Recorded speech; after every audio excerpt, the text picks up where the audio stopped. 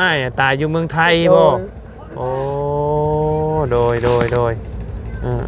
แต่ประเดี๋ยวให้เบิ่งเฮาอยู่หมดบ้านหมดเมืองเฮาอยู่เฮาทุกข์แต่บ่เห็นหน้าเอื้อยหน้าน้องเนาะอยู่ผู้เดียวก็เลยคิดค่อยคิดเงี้ยงพี่น้องเอ้ยพ่อกับบ่อยู่แล้วเนาะโดยเบิ่งเฮาได้เมียเงินก็ยัง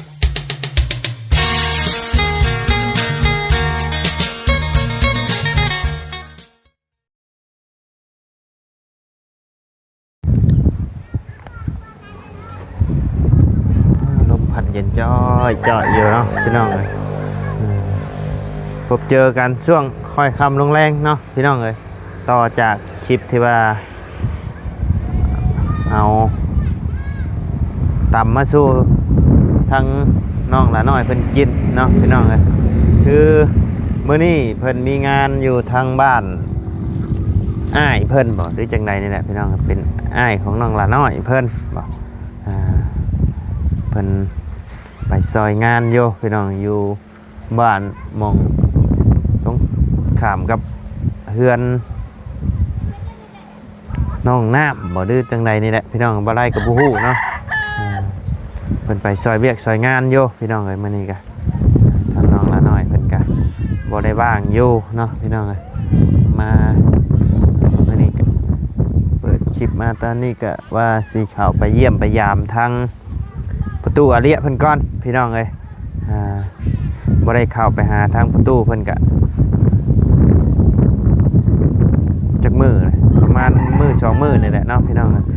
ยังบ่ได้อัปเดตให้พ่อแม่พี่น้องได้เบิ่งน้ำกันเนาะมื้อนี้ก็สิเข้าไปหาทางประตูเพิ่นก่อนพี่น้องมาไปฮอดใส่แล้วเนาะคือจังว่าเห็นม่างเฮือนม่างซ่านอยู่เนาะพี่น้องเอ้ยเป็นจังไดเนาะมันฮ้อนบ่ด้วยจังไดคือจังว่าม่างออกเบิดที่อ้อมไว้น่ะเนาะน่ะสิฮ้อนทางถามทางน้องละน้อยเพิ่นว่าโอ้กินตำรสแซ่บซบพี่น้องเอ้ยถามทางน้องละน้อยเพิ่นว่าเราฮ้อนพี่น้องฮ้อนแต่ลมมันบ่เข้าบ่ออกแล้วก็เลยม่างออกเพิ่นว่าพี่น้องเอ้ยม่างออกให้ลมให้มันเย็นเพิ่นว่าเนาะก็เลยม่างออกเบิดเฮือนดังตัวที่ว่าเพิ่นเฮ็ดติดกับทางเนาะบ่แม่นได้ดังตัวเฮ็ดใหม่นะพี่น้องเอ้ยดังตัวเก่าตัวใหญ่เพิ่นนั่นแหละเนาะเพิ่นประตูเรียมีเฮือน2หลังพี่น้องเอ้ยแต่ว่ากะเฮือนกระตูบนั่นแหละเนาะพี่น้องเอ้ยว่าง่ายๆก็เป็นกระตูบนั่นแหละบ่แม่นเฮือนเป็นกระตูบที่พอได้พักอาศัยอยู่กับลูกกับเต้าเนาะพี่น้องเอ้ยเอาก่อนอื่นก็กับทักทายสบายดีเนาะพ่อแม่พี่น้อง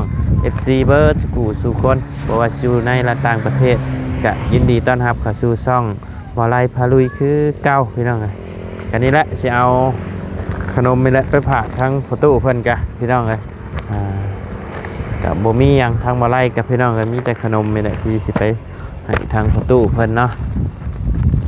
หยิบยื่นพอได้ให้เพิ่นกินเพิ่นย่ำเนาะกินได้เยอะประตูเพิ่นนี่มันเป็นขนมเอเซ่เนาะพี่น้องกันมันนิ่มโย่พี่น้องใส่กล้วยเนาะผู้เฒ่ากินเพิ่นมักเยอะอันนี้หวานดีเนาะพี่น้องกินกระแซบหอมพี่น้องขนมมันของไทยเนาะเอเซ่โอเคใช่เนาะพี่น้องเดี๋ยวเข้าไปหาทางประตูเพิ่นก้อนพี่น้องเลยไปเอาเนาะพี่น้องเลยป้าหนึ่งเข่ากินกระย่างอันนี้หวดใหญ่แค่นี้เนาะ เต็มหวดเด้อพี่น้องเลยโธ่จะค้นกินนี่โตจะค้นกินข้าวหวดนี่ลูกเฮาเนี่ยเอาสบายดีเด้อสบายดีเด้อสบายดีเป็นอยู่ป่ะตะสบายดีสบายดีป้าดุ้งดีๆด้วยเฮ็ดเป็นอยู่ป่ะโอ้ยจะว่าลาวเป็นบ่บ่เป็น ปอนี่น้อยก็ซักลายนี่ซักลายบ่ฮะเบิ่งในอยู่ในมือจ้ะฮะ ใน เป็นยังอันนี้นะ tự là kẹo da con này ติดเอาบ่ เด็กเอายาง อ๋อโดยม่างนะม่างเฮ็ดยังเฮือนนี่โตะ โดย ม่างออกเฮ็ดยัง บางนี่ก็ห่อนก็เขาไอ้ใช้คนบาง มันฮ้อนแล้วม่างออก บาง โอ้คันสมมุติว่ายามหนาวได้ครับอันนี้ ยามหนาวคือโอ้ยเขาใช้อีจนยามหนาว มันยามหนาวใช่อีก โดย เออ อันนี้ก็ห่อนนี่ เอ อัน อ นี้ก็ห่อน อันนี้ก็ฮ้อน โดยเขาใช้ก็แผ่นอัดนี่ก็ห่อน วัดฝนตกลงมาได้ครับอันนี้ เอาใช้ปุ๊บเลย ฝนตกลงมาเอาใช้เลย ใช้เลย โดยยามฮ้อนมากออกยามหนาวเอามาใช้ คักกันดิตู่เนาะคักแล้ว โอ้ยแม่เนี่ยว่าคนขี้ข้าเนี่ยคือขี้ข้า โอ้คันบา เพื่อน คนบ่รู้นี่เฮ็ดบ่ได้เด้ยามเนี่ยยามฮ้อนมากในยามหนาวเอาใช้ไหมเนาะ โดย โอ้คักนี่อ่า คนขี้ พั ข้าก แล้ว นี่โอ้ย โดย ไปใช่ก็ไม่ได้ไป แมน จะเฮ็ดเวียกก็ไม่ได้เฮ็ดเวียกกินยังอยู่ยังมา แบบนี้เนาะ โดย ช่วยแล้วข่าววันนี้เนาะ โดยช่วย ต้ม เขา ใช่นี่หม้อหนึ่งเลยประตู โดยต้มอยู่นี่แล้วชุกอันนี้แหละ เจ้าบ่ได้ต้มใช่หม้อนั่นบ่ บ่ได้เลย ยันจะยันมันด มันดับมาเฮากันมีปลา ำ ดิ โดย เฮ็ดลาบ ชิเนียนมะเขือกินบ่ โดยมะเขือใช้ เอามะ มะ เขือ เผ็ด ใช่ ใช้ มะเพ็ดใช่ โดย อ่า จุ้งอันนี้ใช้บอกนี่ โดย ก็ตำแจว อ่า ใช้กิน โดย นั้นคนลาว เถอะเนาะมีทอดมะเขือนี่บ่เฮ็ดกินมื้อนี้นะ โดย น้ำในน้ำยังจะตุ โดย น้ำยังอันนี้นะ น้ำนี่ โดย เฮ้ยคนลาวก็เฮ็ดกระโชบ กระชบ โดย เอาไว้กินบ่ อ้าวกินแล้วนี่ตำแจวอะ ตำแจ่ว มักเผ็ดนี่ก็ใช้เจาะเกลือมักเผ็ดนี่กิน มันคือน้ำอีหยังอันนี้นะ อ้าวตบแล้วน้ำตบ อย่าคือน้ำขี้เพี้ยงัวแท้ บ่ บ่แม่นบ่ เฮ็ดกระโชบ เฮ็ดกระชบ โดยคนลาวเฮ็ดกระโชบ เฮ็ดกระชบ โดย คนลาวบ่มีนะเนี่ยนี่มีอยู่บ่ มีเฮา มีบ่ เฮ็ดมีกิน หัดไอ้นี่ ชมบ่ ชม น้ำพักบ่ โดย อ๋อน้ำพักพี่น้องเอ้ยเห็นทางน้องไซอีหยังเพิ่นก็เฮ็ดกินอยู่เนี่ยนี่น้ำพักเป็นน้ำพักเนาะตู้เนาะ โดย สิเฮ็ดแจ่วใส่กับน้ำพักนี่บ่ โดยเฮ็ดแจวใช้น้ำผักนี่ตำแจวก็มักเผ็ดละใช้นี่ แซ่บ ชม เจ้าเอาพักยังเฮ็ดนี่นะ ผักนี่ โดย บัดแงว ผักแงว โดย บ่แม่นบ่เอาผักกาดอีหยังเฮ็ด บ่ เฮ็ดไร่บ่ผักกาดผักหยัง เอาผักกาดนี่ก็หมู่อยากเฮ็ดแหละลายเฮือนเฮ็ด อ๋อ ปลูก ของเจ้าเอาผักแงว โดย มันเป็นได้ผักแงวบัดนี้อันใบคือใบมันต้นนี่บ่ โดยไปนี่ อ๋อเห็นทางไอ้น้องดาวเพิ่นอันเพิ่นเฮ็ดเป็นชมไว้กินคือสมพักนี่ได้พี่น้ โด อง ยจะเอาน้ำนี่ โดย ชมหวานเปล่าชาติบ่ เอาตู้เอาขนมเด้อ โดย โดยเอาขนมไปกินอีหยังฉะอันนี้คกบ่นี่นะ โดย อ๋อเด้อคกแต่โบราณได้นี่พี่น้องเอ้ยใช้เบิ่งด้วยฮะ แต่กก อ่า ย่างพ่อเฮา โดย เมียเฮา อ่า เบิ่ง โดย ของเก่าบ่แม่นของใหม่ได้นี่แหละ โดย เออ แต่ แต่ แต่ อ่า ปี2000 แต่ปี2000 โดยแต่ ใช้เอาง่ายขึ้นมาเบิ่งดูตุ นี่ เอาเฮ็ดหยังเนี่ยนี่น่ะคือจะมาจนโกนเบิด จนโกนนี่กลอกเห็ดลาบ โอ้เฮ็ดเคียงก็อยู่นี่ โดย คกก็อยู่นี่ ตามมักเพชร คกตำเพชรก็อยู่นี่ กรอกกรอกกรอกกรอก โอ้ข้างนี่ยังหนาอยู่พี่น้องบัดข้างนี่ไปเบิดเลย นี่แกนี่หมดไปหมดแล้วนี่ อ่า แต่เก่า โดยอ่า มันคลองใหม่แต่เก่า ข้างนี่เฮ็ด โดย เคียงเนาะ โดยเห็ดเคียง ข้างนี่เป็นเคียงหมองนี่หมองตำ โดยอันนี้มองทุก พี่น้องเลย อันนี้แหละเก่า อ๋อ นี่ หมดหนึ่งนี่ครับพี่น้องเลยโบ ยั ราณ ง โบราณ แต่ ขนาดเนาะ แม่เฮาอายเฮา อ่า นี่คุกนี่ โดย เฮาอเมียนเฮาใหญ่แล้วเฮาอเมียน ก็ยังใช้ได้อยู่บ่นี่ โดยเฮาใช้ได้ มหมอหนึ่งรุ่นตะกี้มีหูไว้พี่น้องเลย โดยมี อ่า นี่รุ่นเก่าแล้วมัน โดย รุ่นใหม่ได้นี่ได้ เอาไปขายเป็นของเก่าจังว่าได้ไปจักตู่นี่บ่ อันนี้ ของ โอ้ยเวียดหาเล็กช่องแชนแล้วเวียดให้เฮาบ่ เบี อย ยา ด ก ให้ช่องแชนนะบ่นี่ โดย โอ้ เฮา จังว่าเบียดเอาไปขายได้เป็นทะเลล้านพุ่นจักษาคันเบียดให้ช่องแชนนะ จักเฮาบ่ได้ขาย โดย เฮาคิดพ่อแม่เฮาอยากเบิ่งนี้แล้วเฮา อืมเป็นของพ่อแม่ โดย ก็เลยบ่ได้ขายเก็บไว้เบิ่ง โดยเฮา คิด เบิ่ ฮอด ง พ่อแม่ได้เบิ่งนี่เนาะ เฮาเบิ่งนี่ เป็นชมบัตรของพ่อแม่ นี่รุ่นแต่เก่าหมดนี่ อ๋ออันนี้เป็นชมบัตรของพ่อแม่เบ่นี่น่ะ โดยแต่ตามมักเพชรลานี่ เจ้าอย่าไปพักเฉยเด้อเด้อจังหน่อยมันชอดเด้ โด นี่ ยนี่เฮาบ่เฮ็ดลาบแกเฮาเอาเมียน โดยพักเฉยเด้อชอดเด้อัน โดยนี่แต่เก่า โดย นี่ว่าไอ้แต่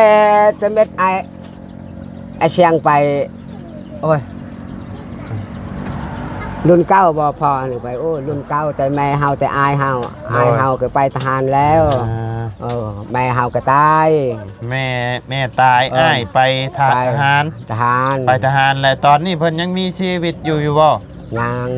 เพิ่นอยู่ใช้อ้ายนะอ้ายเจ้านี่ อายตัวจริงอายเฮาตายแล้ว ตายแล้ว โดย โดย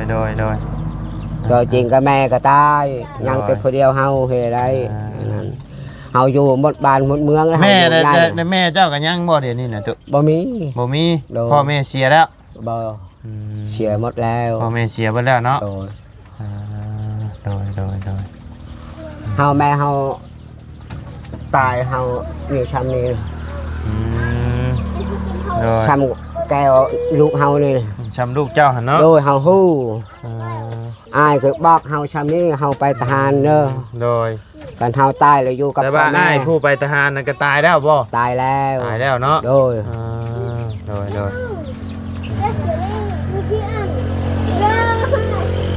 ว่างออกให้อยู่เย็นเนาะตู้เนาะ โดย ปัดยามฝนตกกะเอาใช้คือเก่า คือเก่าเว้ย คันสมมุติมันตกตอนแรงอย่างนี้ซะสิไปอยู่ ตอนแรก ใช้บัดนี้ ลูกเฮานอนอยู่พุ่นเฮาเฮ็ดนอนดีเลย ให้ลูกนอนอยู่นี่ โดย เจ้านอนอยู่นี่เลย นอนดีเลย เปียก โดย เปียกแล้วเปียกอย่ามัน เบิ่งเฮาเฮ็ดเฮากองอยู่ปะอยู่พุ่นเฮาใช้น้อยเดียว มันฮ้อนเนาะตู้เนาะ โด อยู่ยากเนาะ นะ เนาะเป็นได้ทางเฮือนชาน โดย เพิ่นมาแจ้งข่าวดีอย่างแน่แล้ว โดยดีแล้วงามแล้ว เจ้าบ่ได้ไปนอนอยู่หั่นบ่เดี๋ยวนี้ อยู่พุ่นเฮาไปนอนกับมีลูกเฮานอน เจ้าไปนอนอยู่พุ่นเดี๋ยว โด นี้ ย เอ ตัวมือชามมือชี้มือนี่แล้วเฮานอน สามมื้อสี่มื้อนี่แล้ว โดย นอนโดย โอ้ยกันบ่ได้นอนนี่เรื่องผีเฮาบ่ได้ยานหมู่ ย่านคนมารักเนาะ โดย ไปย่างไปเบิ่งไม้อยู่เนาะหอยยังเดืออยู่บ่ตุ ไป ไปทางไหน โจเอาอะไร ถ้าสร้างแหล่เพิ่นเฮ็ดเวียกแล้วก่อนจังมาตั้งเฮือนประตูพี่น้องเอ้ย โดย เจ้าบ่ได้มีเกิบบ่ตุ โอ้ยก็หมดแตกแล้ว เกิบขาดไปละ ขาดหมดแล้ว บ่มีเกิบใช่ครับ โดย เงินเอาให้มื้อนั้นเอาไปชื่อเบิดแล้วบ่ ยัง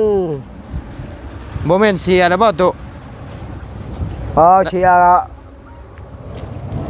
ค่อยตายแช่นึง เอาให้คนตายนะ โดย เอาให้เป็นแสนพุ แช่นึง อยู่บ้านนี่ชื่อพร้อมกินพร้อมอยู่กินไก่ อืมเอาไปซื้อเครื่องไปช่วยเพิ่นนำ โดย เบิดแสนหนึง โดยมันใช้อยู่ โดย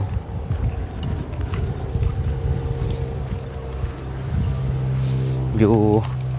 บ้านอยู่เมืองพี่น้องเอ้ยบ้านเมืองเพิ่นเฮ็ดหยังเฮาก็เฮ็ดตามเพิ่นนั่นแหละเนาะถึงสิบ่มีก็ต้องเฮ็ดพี่น้องเอ้ยเฮาบ่มีเฮาก็เฮ็ดชำเฮาบ่มีตามกำลังเฮาพี่น้องเอ้ย โดย เฮาสิไปเฮ็ดคือเพิ่นก็บ่ได้เฮ็ดชำตามกำลังที่เฮามีเนาะพี่น้องเอ้ยนอนอยู่พี่เนาะ โด ตู้ ย เป็นในตู้มื้อน่ะคือจังว่าเห็นห้องไห้อยู่ทั้งไอ้ซ่องลุงเฮิม โดย เป็นในไหน โอ้ยเฮาเว้ามันเฮาบ่อยากเว้า ฮะ เฮาบ่อยากเว้า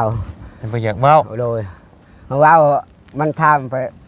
พ่อเจ้าอยู่ชัยพ่อก็ตายอ้ายก็ตายเฮาอุกใจคิดเฮา คิดฮอดบ่ ฮอด เว้ามาแล้วคิดฮอดนะตู้เนาะคิดฮอด เฮาบ่เว้าดอกเรื่องนี้เฮาคิดฮอด โดย อ่า เออเอาอีกเลยพี่น้อง พอโอ้โดยเอาบ่เว้าเนาะพี่น้องเลยว่า เฮาอยู่เมืองนี้อ้ายก็ตายอยู่เมืองไทย โอ้อ้ายตายอยู่เมืองไทยบ่โอ้โดยแต่ประเดี๋ยวให้เบิ่งเฮาอยู่หมดบ้านหมดเมืองเฮาอยู่เฮาทุกข์ แต่บ่เห็นหน้าเอื้อยหน้าน้องเนาะ โดย อยู่ผู้เดียว โดย ก็เลยคิดค่อยคิดเงี่ยงพี่น้องเอ้ยพ่อกับบ่อยู่แล้ว โด เนาะ ย โดย เบิ่งเฮาได้เมียเงินก็อยากได้หลาย โดย ราคา50 ล้านเมีย โดย เฮาบ่มี คิด เงิน คิด แตะ หา ได้ คิดหาภัยกับบ่พ่อเนาะ บ่พ ตอนนั้น นั้น ก็เลยคิดมาแต่กุ้มใจ โดยอกใจ อกใจพี่น้อง อกใจ อ่า กันได้แบบหมู่ได้หยัง โดย พออย่างนั้นได้ไปกันได้ควายขายควายกันได้งัวขายงัวได้เงินแต่งานเมีย อันนี้แต่ผู้เดียวเฮาไปชู้เมียเฮา โดย ไปชู้ได้50 ล้านแต่งานเมียเฮาบ่มี โดย แต่เฮาเฮ็ดเวียกเฮ็ดงานไปกับพอเขาได้ล้านหนึงเฮายอมกับเพิ่นโอ้เฮาไปชู้กันชู้อยู่นำการเฮ็ดเฮือนเฮ็ดชาตินี่แล้ว โดย เบิ่งได้ลูกได้ใหญ่ชามนี้เฮาเลี้ยงตลอด โดย อยู่เฮาเฮ็ดเฮือนเฮ็ดให้กันบ่ได้เฮ็ดนี่กินหยังอยู่หยัง โดย นั่นเฮาคิด ต้อง แบบ สู้ โด ชนอยู่ผู้เดียวเนาะ โด ตู้เนาะคิดเห็นภัยกับบ่พ่อ ว่า วันนี้ พ่อ ก็เลย เฮ็ดบ่ได้ ก็เลย อกใจ ตุกใจ โดย อืม เฮาคิด โดย เป็นหยังแบบหมู่ใครแน่เว้าก็ม่วนบ่ได้เว้าก็ม่วนยังแต่พ่อแม่เฮาก็ได้ซ้ำนี้บ่ เจ้ายังน้อยๆอยู่ โอ้ย พ่อแม่ตายปะ ตายปะแต่เฮาอยู่ไปเที่ยวเมืองแถวบ้าน อ้ายก็ไปเมืองไทย โดย ตายอยู่ฝั่งไทย โดย เจ้ามีอ้ายน้องกันจักคนตุ โอ้ยก็น้องธรรมดาก็มี บ่แบบว่าเอื้อยน้องแท้ๆหั่น เอ้ย นะ น้องแท้ อืม ๆพูนติอยู่ชายแดนคนเอาผัวแล้ว เอาผัวแล้ว โลคนเอาคนลาว เอาคนลาวแต่ว่าผู้ที่ยังมีชีวิตอยู่ตอนนี้เนี่ยยังเหลือจักคนยังเหลือแต่สองคนกับน้องเจ้าอยู่พุ่นบ่ ยังพุทธิผู้เดียวนั่น ยังแต่ผู้เดียวกับประตูนี่เป็นสองเนาะ โด เอ้ยน้องอ๋อ มัน โดย เอ้ยน้องก็คือ อืม น้องเฮาได้ผัวแล้วเอาคนลาว โดย เฮาก็อยู่คนเดียวเฮาไปโชว์เมียมันไปพัก โดย นั่น อืม เฮาคิดเอ้ยน้องก็โอ้ก็ธรรมดาก็มี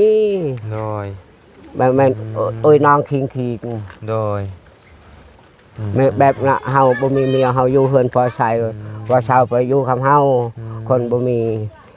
กันจักได้เมียเฮาแต่งให้ คือ แบบไหน ทั้งพอน้องละน้อยนี่เพิ่นเป็นผู้รับฮีดรับคองให้เนาะ โอ้ ก็เลยพอได้เพิ่นนี่เนาะบัดนี้ โอ้